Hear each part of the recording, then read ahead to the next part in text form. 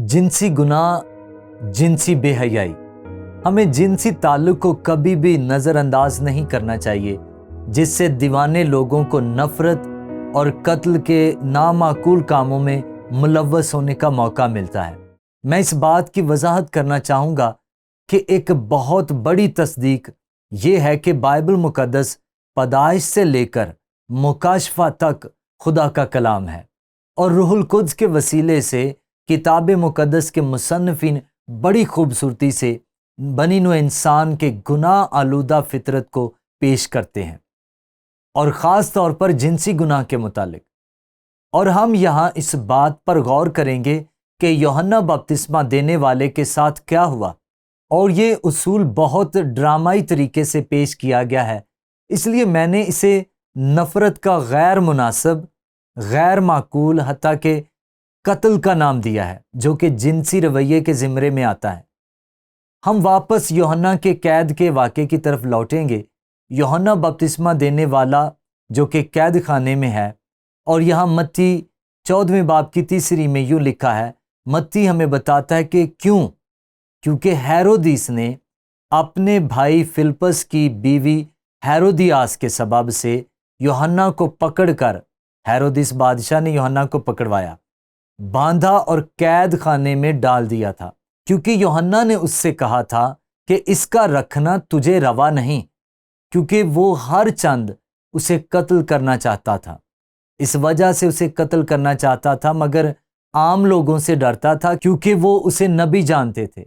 یوحنا کو قید میں رکھنے کی بھی یہی وجہ تھی کہ وہ اس زنا کاری کے تعلق کے خلاف کلام کرتا تھا، جو کہ ہیرودیس بادشاہ کی زندگی کا حصہ تھا۔ اب ہم ان اگلی چند آیات پر نظر ڈالیں گے کہ ایک خاص موقع پر ہیرودیس اور اس کے خاندان کی زندگی میں کیا واقعہ پیش آیا، اور میں نے اس کو یوحنا کی موت کا حوالہ دیا ہے، اور یہ کافی بھیانک ہے۔ لیکن جب ہیرودیس کی سالگرہ ہوئی تو ہیرودیاس کی بیٹی نے محفل میں ناچ کر ہیرودیس کو خوش کیا۔ یہاں پر میں کہوں گا کہ لفظ خوش کا کیا مطلب ہے؟ خوش کلامی، جو کہ اس کی ہوس ہے۔ اس پر اس نے قسم کھا کر اس سے وعدہ کیا کہ جو کچھ تو مانگے گی تجھے دوں گا۔ اور ویسے بھی کچھ واقعات میں جب آدمی ہوس کے زیر اثر آ جاتے ہیں تو تعلقات کی حقیقت کو کھو دیتے ہیں اور کافی دیوانی حرکات کرتے ہیں، اور ہیرودیس نے ایسی دیوانی حرکت کی۔ اس پر اس نے قسم کھا کر اس سے وعدہ کیا کہ جو کچھ تو مانگے گی تجھے دوں گا، اور اس نے اپنی ماں کے سکھانے سے کہا۔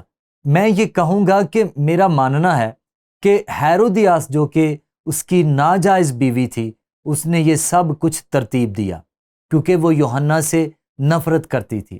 میں سمجھتا ہوں کہ جو کچھ ہوا ان میں سے کچھ معاملات کو اس نے خود ترتیب دیا، کیونکہ وہ اپنے شوہر کو اچھی طرح جانتی تھی، اور یہ وہی تھی جس نے اپنی بیٹی کو اس کے سامنے گمراہ کرنے والے رقص کا موقع پیش کیا، کیونکہ وہ جانتی تھی کہ ہیرودیس کے سامنے کیا ہونے والا ہے، اور وہ یہ بھی جانتی تھی کہ وہ کچھ نادان حرکات ضرور کرے گا۔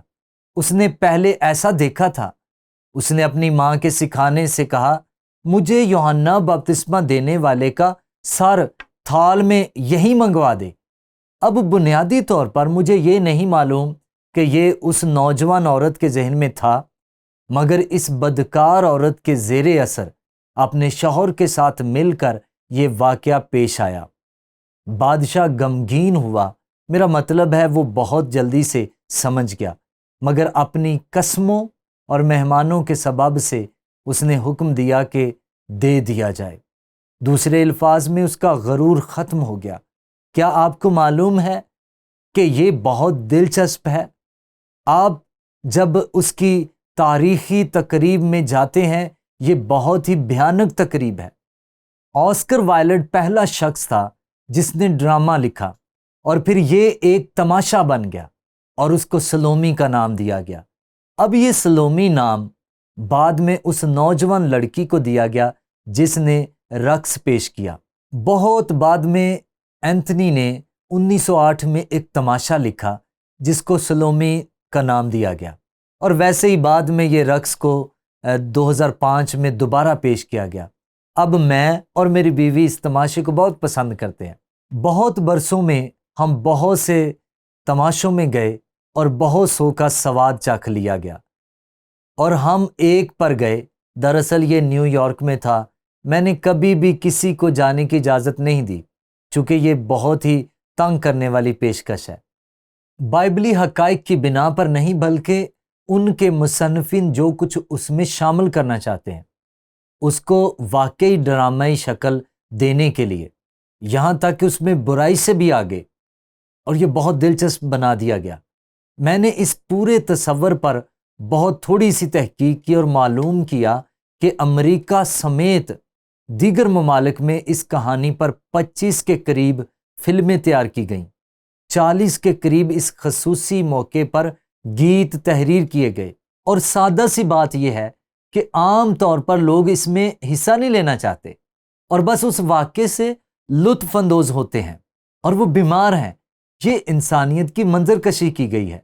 یہ اس بات کی تصویر بھی ہے کہ انسانی زندگی میں بگاڑ کی وجہ سے کیا کچھ ہو سکتا ہے، اور پولس رسول ہمیں اپنے بیانیے میں بغیر کسی پابندی کے انسانیت کی پیشکش دیتا ہے۔ اور اگر آپ اس محاورے کو، یعنی بغیر پابندی کے، کو اپناتے ہیں، جو لفظ کشتی سے ماخوذ ہوا ہے، جہاں انہوں نے اس کا فیصلہ کیا کہ آپ اپنے مخالف کے ساتھ بغیر پابندی کے سب کچھ کر سکتے ہیں، کوئی قاعدہ قانون نہیں ہے جو کہ بدسلوکی کی نمائندگی کرتی ہے۔ اس لیے پولس ہمیں بغیر پابندی والی صورتحال میں، جب انسانیت بگڑتی ہے، تعلق قائم کرنے کا موقع دیتا ہے۔ یہ ہمیں رومیو پہلے باب میں ملتا ہے، جہاں وہ انسانی جنسی اخلاقیات میں بگاڑ کو بیان کرتا ہے، اور وہ رومیو پہلے باب کی 18ویں آیت میں کہتا ہے، اور جس طرح انہوں نے خدا کو پہچاننا ناپسند کیا، اسی طرح خدا نے بھی ان کو ناپسندیدہ عقل کے حوالے کر دیا کہ نالائق حرکتیں کریں۔ اور اگر آپ حوالے کے سیاق و سباق کو پڑھیں تو یہ کہتا ہے کہ وہ اپنے علم میں خدا کو بھول گئے۔ انہوں نے انسانوں کی عبادت شروع کر دی، انہوں نے پرندوں کی عبادت شروع کر دی، انہوں نے حیوانوں کی پوجا شروع کر دی، حتیٰ کہ انہوں نے رینگنے والے جانوروں کی بھی عبادت کرنی شروع کر دی۔ اور آپ اس مثال میں بھی بگڑی ہوئی حالت دیکھ سکتے ہیں۔ اگر آپ رومی اور یونانی تاریخ پر نظر ڈالیں اور آپ عجائب گھر میں جائیں تو آپ کو مزید واضح ہوگا کہ یہاں پولس کیا بیان کرنا چاہ رہا ہے۔ اس لیے وہ کہتا ہے کہ پس وہ ہر طرح کی ناراستی سے، بدی، لالچ اور بدخواہی سے بھر گئے، اور حسد، خون ریزی، جھگڑے، مکاری اور بغض سے معمور ہو گئے، اور غیبت کرنے والے۔ اور یہ یقینی طور پر بیان ہے کہ ہیرودیس اور ہیرودیاس سے کیا ہوا، کیونکہ ان کا اثر ان کی بیٹی پر تھا، اور یہ بگاڑ کی ایک خاص قسم کی ڈرامائی مثال ہے۔ یہاں پر ایک سوال پیدا ہوتا ہے جو کہ حقیقت میں عملی اطلاق پر اہمیت کا حامل ہے۔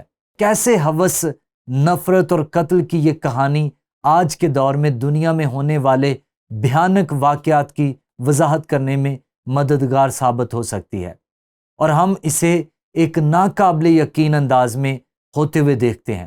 تو سوال یہ ہے کہ آج اس تباہ شدہ اخلاقی دنیا میں ہماری اپنی ثقافت کہاں ہے؟ خیر، اس سے کوئی زیادہ تاریخی عکاسی نہیں کی۔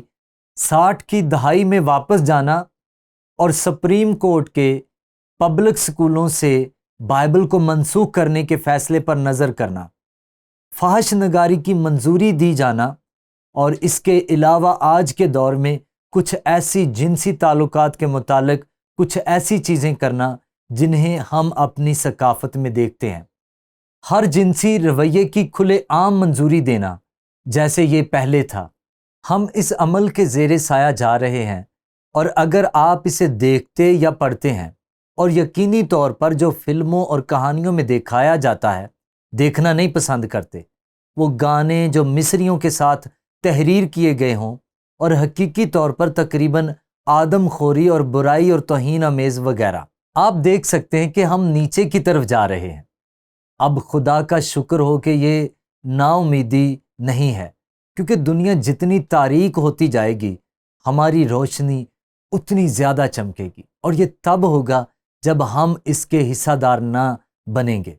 اس لیے پولس کو پہلی صدی میں ان ایمانداروں کے لیے لکھنا پڑا جو رومی دنیا کے کاموں سے تبدیل ہو کر آئے تھے۔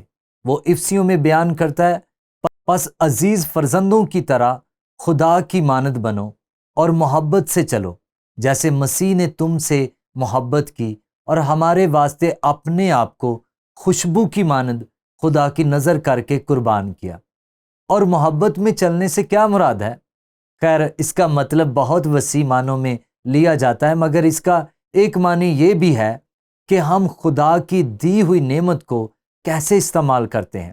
جنسی ملاپ کی نعمت کو خدا کے منسوب کردہ مقصد کے لیے استعمال کریں۔ اس لیے پولس کہتا ہے، اور جیسا کہ مقدسوں کو مناسب ہے تم میں حرام کاری اور کسی طرح کی ناپاکی یا لالچ کا ذکر تک نہ ہو، اور نہ بے شرمی اور بیہودہ گوئی اور ٹھٹھا بازی کا، کیونکہ یہ لائق نہیں بلکہ برعکس اس کے شکر گزاری ہو۔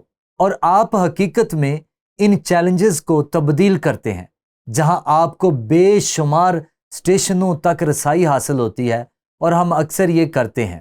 مثال کے طور پر اگر آپ مزاحیہ سینٹرل پر آتے ہیں، حتیٰ کہ آپ اس پر رکنا نہیں چاہتے کیونکہ یہ با ادب نہیں بلکہ بیہودہ اور غیر مناسب الفاظ کا استعمال کرتے ہیں، اور پولس کہتا ہے کہ کبھی بھی ایسی شراکت داری، مشق یا اس قسم کی لطف اندوزی ایمانداروں کی زندگی کا حصہ نہیں ہونی چاہیے، اور ایسے ہی ہم اس پر نگاہ کرتے ہیں۔ یہ ہمیں ایک بہت اہم اصول کی طرف واپس لے جاتا ہے، اور میرا خیال ہے کہ ہمیں اس پر توجہ دینی چاہیے۔ ہمیں ٹیکنالوجی اور انٹرنیٹ کے موجودہ دور میں اپنے بچوں کی مدد کرنی چاہیے تاکہ وہ دنیا میں ان تمام فلموں اور جو کچھ ان میں ہے اس کا سامنا کریں۔ اس لیے سادگی سے اس اصول کو دہرائیں، ہمیں جنسی تعلق کو کبھی بھی نظر انداز نہیں کرنا چاہیے، جس سے دیوانے لوگوں کو نفرت اور قتل کے نامعقول افعال میں جوڑنے کا موقع ملتا ہے۔